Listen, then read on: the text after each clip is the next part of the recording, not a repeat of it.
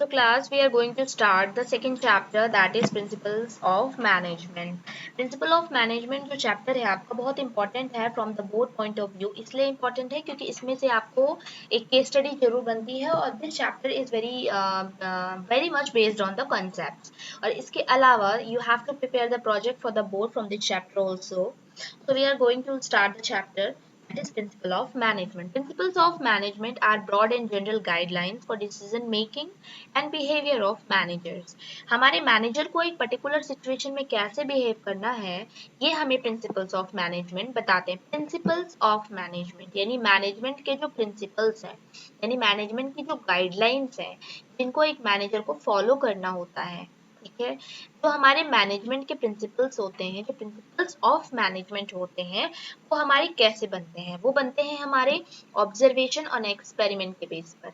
यानी कि पहले इसमें क्या किया जाता है, जो मैनेजमेंट थ्योरिस्ट होते हैं वो क्या करते हैं, वो लोग ऑब्जर्व करते हैं, कुछ एम्प्लॉइज को ऑब्जर्व करते हैं, फिर उसमें से जो बेस्ट टेंडेंसीज होती हैं उनको वो पिक आउट करते हैं और उनके बेस पर मैनेजमेंट के प्रिंसिपल्स, मैनेजमेंट की गाइडलाइंस को बनाया जाता है.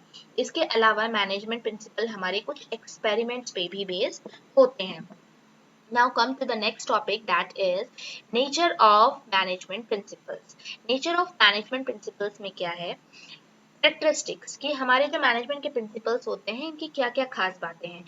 सबसे पहली खास बात तो ये है मैनेजमेंट प्रिंसिपल की कि ये यूनिवर्सली एप्लीकेबल है. यूनिवर्सली एप्लीकेबल होने का मतलब क्या, कि चाहे ऑर्गेनाइजेशन किसी भी टाइप का, ट्रेडिंग कंसर्न है, मैन्युफैक्चरिंग है, स्मॉल है, लार्ज है, हर जगह पे मैनेजमेंट के प्रिंसिपल्स अप्लाई होते हैं. जैसे मैनेजमेंट इज परवेसिव, वैसे ही मैनेजमेंट के प्रिंसिपल्स जो होते हैं यूनिवर्सली एप्लीकेबल होते हैं.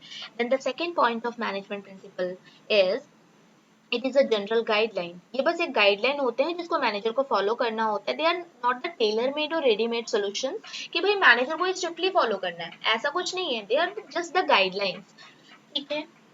थर्ड कैरेक्टरिस्टिक है, it is formed by the practice and experiments which we have discussed earlier. Then the fourth characteristic of management principle is that it is flexible, or there is an element of flexibility. Flexibility का मतलब ये है कि जो management के principles होते हैं उनका फ्लेक्सिबल होना बहुत जरूरी है. क्योंकि हमें पता है ना कि हमारे जो मैनेजमेंट है, जो हमारा बिजनेस है, उसको जिस एनवायरनमेंट में काम करना है वो बहुत डायनामिक है.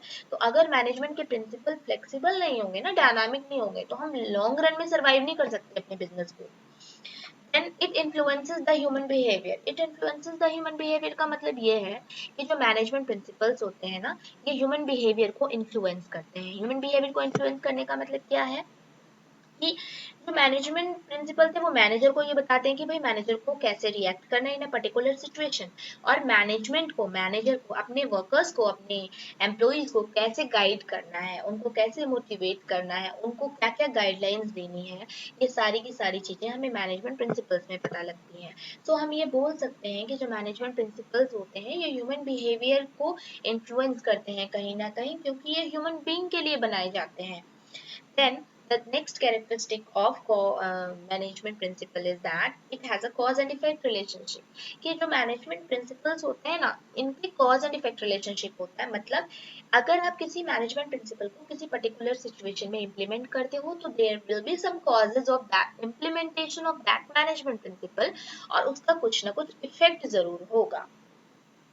Then the next principle of characteristic of management principle is that कि भाई ये contingent होता है. contingent का मतलब कि जो management principles होते हैं ये contingent हैं, they are dependent on the particular prevailing situation. ठीक है.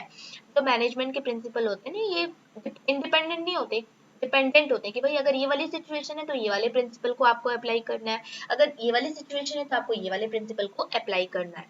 उसके बाद आगे चलते हैं कि मैनेजमेंट प्रिंसिपल्स के नेचर क्या है, कि भाई मैनेजमेंट प्रिंसिपल्स का क्या नेचर है, क्या कैरेक्टरिस्टिक है. Characteristic, the very first characteristic कि this is of equal importance. The last characteristic this is of equal importance. This is of equal importance का मतलब ये है कि जो मैनेजमेंट के प्रिंसिपल्स होते हैं ना, इनको आप ऐसा नहीं कह सकते कि कोई प्रिंसिपल बहुत ज्यादा इंपॉर्टेंट है या कोई प्रिंसिपल लेस इंपॉर्टेंट है. नहीं, every principle is equally important because every principle have their positive effects and every principle have their violating effects which we will discuss later. So these are the characteristics of the management principle. That is, it is universally applicable, it is general guideline, it is formed by practice and experiments, it is flexible, it influences human behavior, it has cause and effect relationship, it is contingent, and it is of equal importance. Now move to the next slide, that is the importance of the management principle. क्योंकि हमारे जो management के principal हैं ये बड़े important होते हैं। क्यों इंपॉर्टेंट होते हैं? क्योंकि ये हमारे ना मैनेजर को बताते हैं कि भाई तुम्हें कैसे रिएक्ट करना है in a particular situation. The very first importance of the management principle is that optimum utilization of resources. कि जो मैनेजमेंट के प्रिंसिपल्स होते हैं कि रिसोर्सेज की ऑप्टिमम यूटिलाइजेशन पे वर्क करते हैं। ऑप्टिमम यूटिलाइजेशन क्यों जरूरी है रिसोर्सेज का? क्योंकि जो रिसोर्सेज होते हैं ना, चाहे वो मैन है, चाहे वो मटेरियल है, चाहे वो मशीनरी है, वो सब बड़े लिमिटेड होते हैं और उनका इफेक्टिव यूटिलाइज करना मैनेजमेंट के लिए बहुत जरूरी है अगर मैनेजमेंट प्रॉफिट कमाना चाहता है तो। और उसमें मैनेजमेंट की हेल्प कौन करता है? मैनेजमेंट प्रिंसिपल्स हेल्प करते हैं। Then the next importance of the management principle is that it influences the scientific decision। यानी मैनेजमेंट का प्रिंसिपल बताता है कि भाई जो भी आप डिसीजन मेकिंग कर रहे हो ना, डिसीजंस ले रहे हो, जो मैनेजर डिसीजन ले रहा है वो बड़े साइंटिफिक है। साइंटिफिक का मतलब उनके बहुत ही लॉजिकल बेसिस है। कोई भी डिसीजन मैनेजर ऐसे ही नहीं ले लेता है, उसके पीछे एक बहुत ही अच्छा ग्राउंड होता है जिसको प्रूव किया जा सकता है। यानी जो मैनेजर ने डिसीजन लिया वो बहुत साइंटिफिक होंगे। क्यों होंगे? Due to the management principles. Then the third characteristic of management principle is that it helps to meet the changing environment. As we all know कि जो business environment होता है बहुत changing होता है, बहुत dynamic होता है और management principles जो होते हैं ये help करते हैं manager को कि आप कैसे dynamic environment में work करेंगे। And the fourth importance of the management principle is that it helps to meet the social responsibility।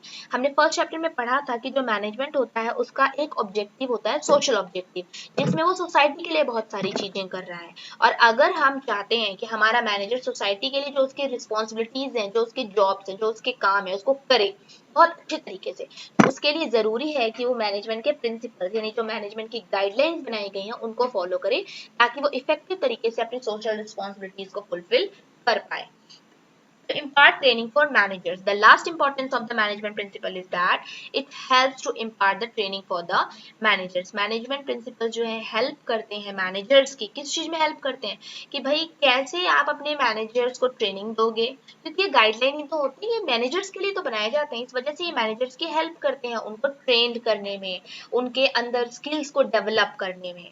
ठीक है, these are the importance of the management principles। It helps to utilize the resources optimally, it helps to take scientific decisions, it helps to meet the changing environment, it helps to meet the social responsibility, and it helps to impart the training for managers।